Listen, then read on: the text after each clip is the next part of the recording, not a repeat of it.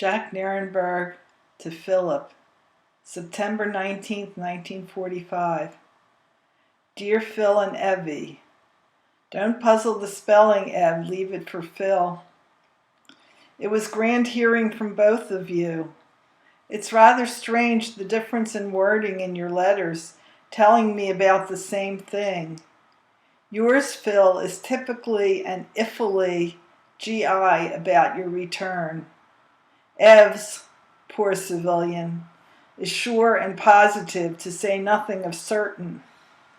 I don't want to put a damper on things, but even though everything that you, Phil, relate points toward excellent possibilities, oh hell, you will be home by Christmas.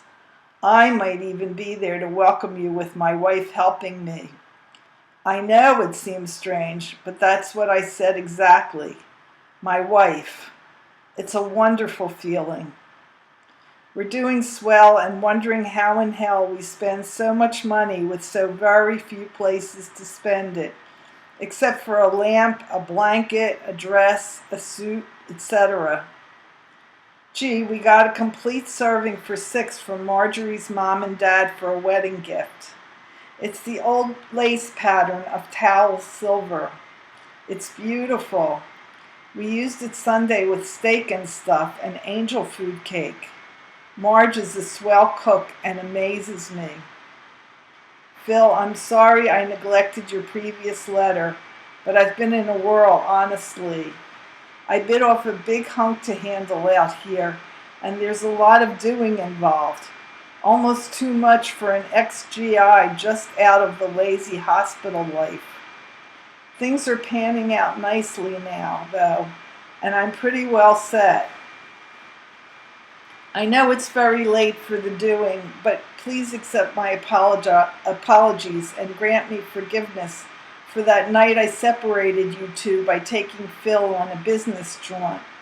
I can well see my error now that I too have a real sweetheart. Do you like the pictures? Marjorie was a bit ill at ease writing to you, Phil.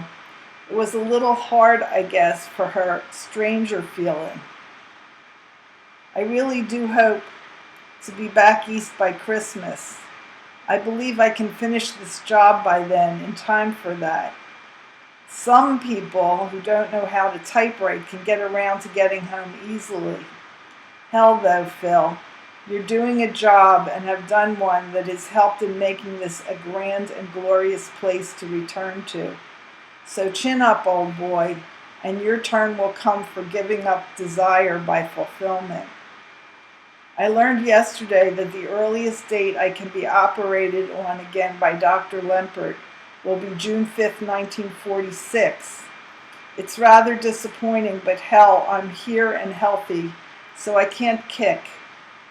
At that time, he supposedly will thin a tissue that's too thick and not able to vibrate or cause to vibrate the stopple it covers in the new hearing opening that he has already made.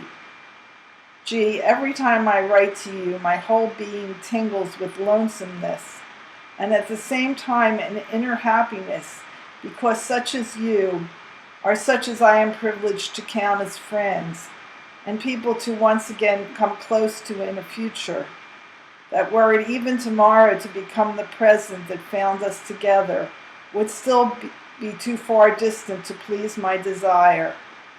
Gosh, how I want to see you all again, every one of you, to say nothing of the one who has changed the most, the little princess. Well, kids, that's all there is for now, 'cause sleep time approaches. Gosh, how sleep time has changed. My love to you all, and to you, Phil, my deepest and heartfelt wish for a speedy and safe return. As ever, Jackie.